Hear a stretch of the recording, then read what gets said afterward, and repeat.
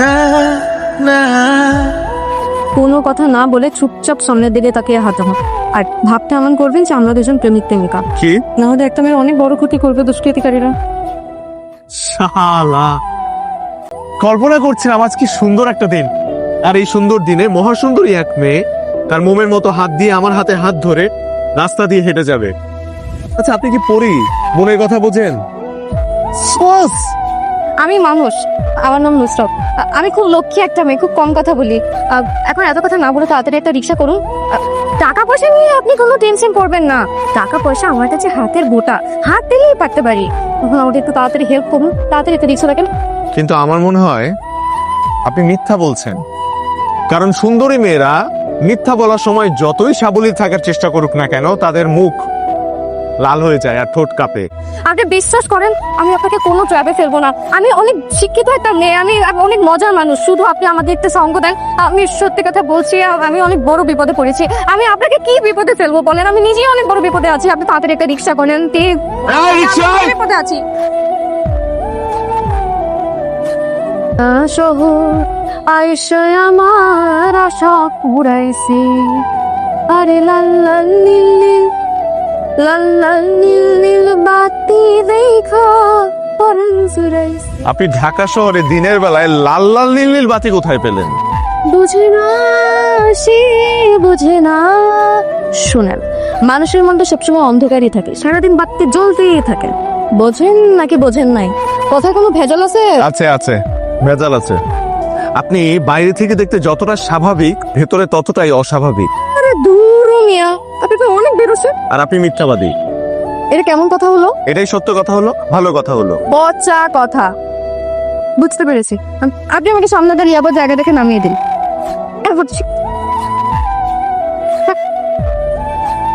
এত জোরে চিমটি মারলাম, এবার উফ করলেন না কেন? সব সময় ব্যথা শরীরে লাগে না, কিছু ব্যথা মনে গিয়ে লাগে, আর মনে রক্ত নেই তাই বোধ নেই। আরে বাবা, আপনি তো কবিদের মতন কথা বলেন। ভালো ভালো। সবাই কবি হয়ে জন্মায়, আস্তে আস্তে সময়ের সাথে সাথে মানুষ হয়, এরপরে হয় অমানুষ।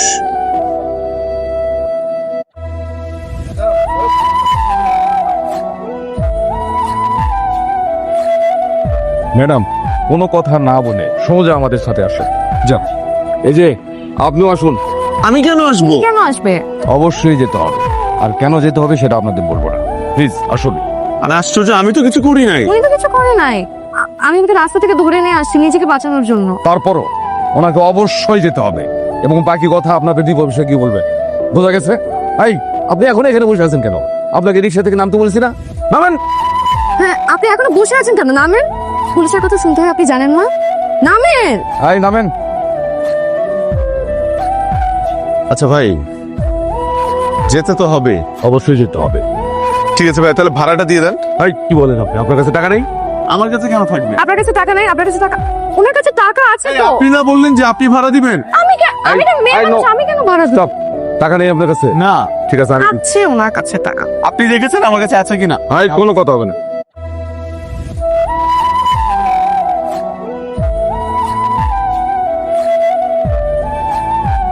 অফিসার, আমি আপনাকে আর কতবার বলবো, আমি ওনাকে চিনি না, প্লিজ ওনাকে ছেড়ে দেন। অবশ্যই ছেড়ে দিব, কিন্তু তার আগে সত্যটা বলতেই হবে। আরে আপনি চিন্তা করবেন না, আমি এখানে ঠিক থাকবো। আপনি জানতো আরে আপনি জানেন না, ওনারা যদি এখানে আপনাকে আটকায় তাহলে আপনি অনেক বড় প্রবলেমে পড়বেন। কি প্রবলেমে? ওয়ালাইকুম আসসালাম। সবাই দাঁড়িয়ে গেল কেন? কিছু জানতে পেরেছেন? ছেলেটাকে জিজ্ঞেস করছিল তো। বাবা, তুমি আমার কথাটা শোনো। আমি সত্যি সত্যি জানি না উনি কে। তুমি তো অন্তত জানো আমি তোমাকে কখনো মিথ্যা কথা বলবো না।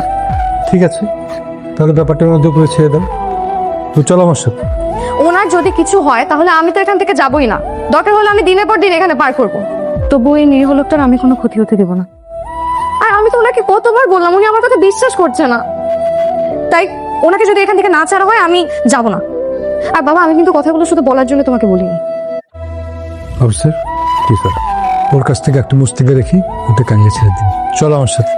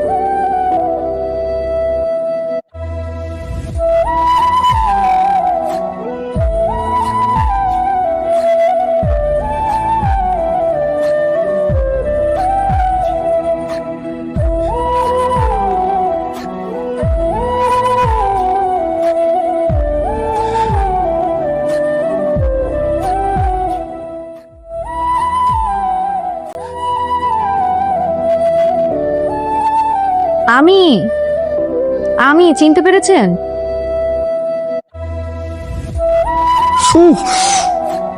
আজ আসতে দিলাম আর উফ করে উঠলেন। আমি অল্পতেই ব্যথা পাই, বড় কিছুতে নির্বাক হই। আবার কাব্য।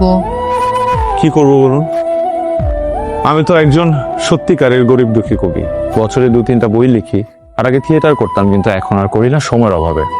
বাহ, অনেক বড় লোকের সাথে আমার পরিচয় তাহলে।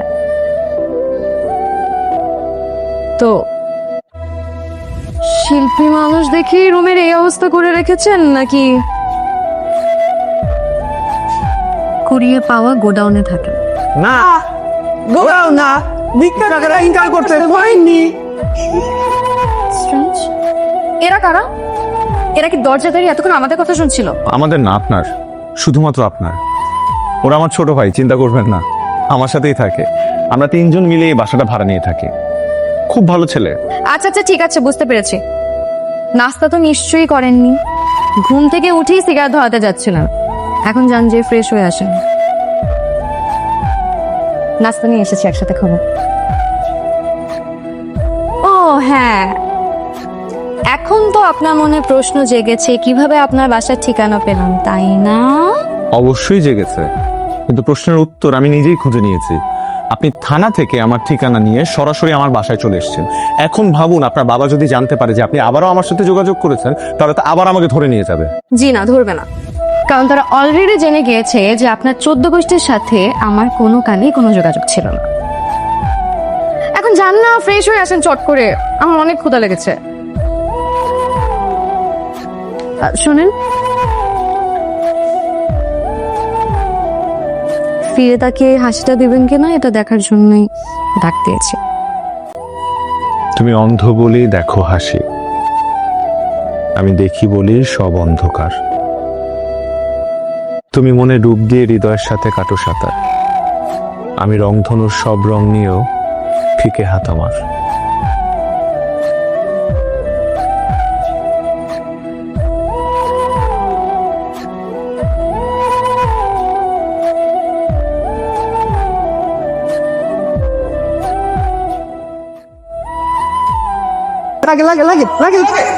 এখন ভাই ভাই করতেছিস কেন? আর যখন আমার রুমে উকি দিচ্ছিলি তখন এই উকি দিছিস কেন? ভাই মানে ভাই আপনার ঘরে জীবনে প্রথম স্ত্রীলিঙ্গ আসছে তো, তাই উকিনেতে থাকতে পারি নাই। এমন সুন্দর মাল, মানে মেয়ে মেয়ে মেয়ে মেয়ে এমন সুন্দর মেয়ে আপনার সাথে কেন দেখি ভাই? না মানে ভাই আপনার সাথে যাই কিনা তাই দেখতেছিলাম একটু। আমার সাথে যায়? ভাই একটু খান্ডা ছাড়েন না ভাই। ভাই একটা সত্যি কথা বলি ভাই, আপনি যদি আরো কয়েকবার উকি যাওয়ার পারমিশন দেন তাইলে বুঝতে পারতাম যে আপনার সাথে যায় কি যায় না। আমার রুমে যদি আরেকদিন উকি মারিস আর আমার কথা শুনিস, তাহলে তোদের পিঠের চামড়া তুলে পালাবো। যা, এখন আমার জন্য গরম পানি কর, তুই বাথরুম পরিষ্কার কর, যা। আবার উকি মানে আরেকদিন আসবেন নাকি ভাই? ভাই পিন্ডিকে আছে, চল চল চল।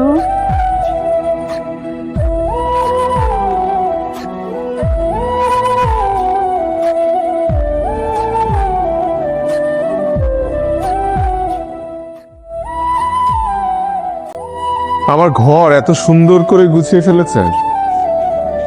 বলেছিলাম না আপনি পড়ি। আজ এরা কাব্য করে না, নোংরা। এখন থেকে এভাবে সুন্দর করে ঘর গুছিয়ে রাখবেন, তা নাহলে আপনি আবারও আসবেন। তারপরও নোংরা করবেন। বাবারে, আপনি আসলে একটা জিনিস। ছি, সেসব বলেন। আপনি বলবেন যে আমি অনেক সুন্দরী। সুন্দরী একটা পরি। নাস্তা করেন, আপনার জন্য 2টা ডিম নিয়ে এসেছি। আমার 2টা ডিম?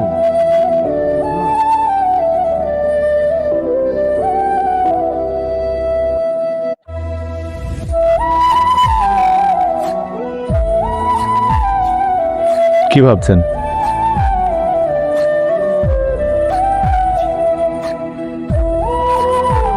আমি আসলে বিয়ে করতে চাই না।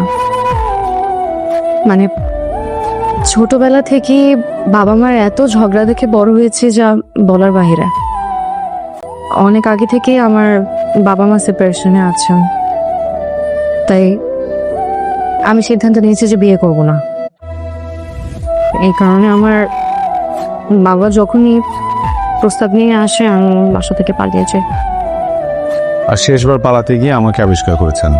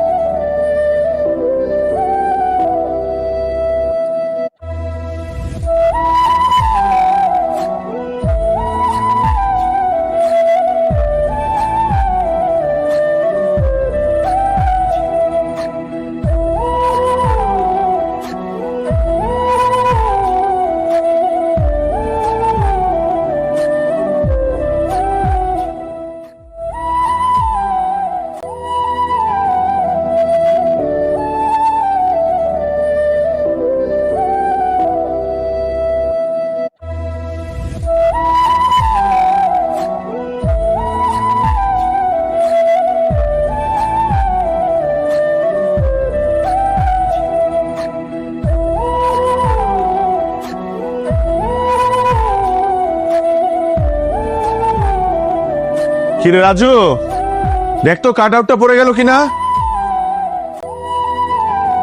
সুমন, কই তোরা?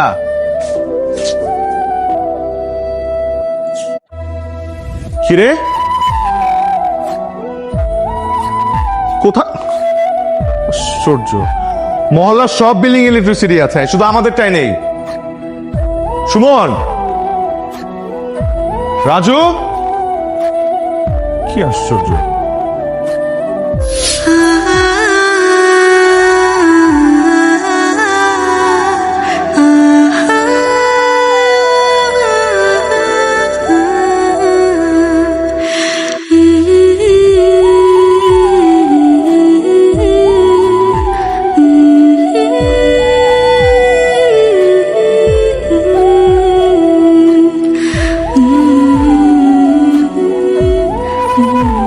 আপনি যে পরীর মতো সুন্দরী, সেটা আমাকে বারবার প্রমাণ দিতে হবে কেন?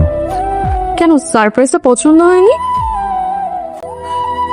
সস্তা হরর মুভির মতো লেগেছে। কিন্তু আমি তো অনেক দামি। কত? 1,15,602 টাকা মাত্র। রাজু, সুমন, বেদ দিয়ে মায়েরা তোদের পিঠের চামড়া তুলে ফেলাবো। আপনি মাস্টারও? হ্যাঁ, মায়ের মাস্টার। তো আমাকেও মারেন? হাত নষ্ট করার জন্য? ভালোবাসার জন্য। আচ্ছা, আপনার খেয়ে দে কাজ নেই? আছে তো, আপনাকে যন্ত্রণা দেয়।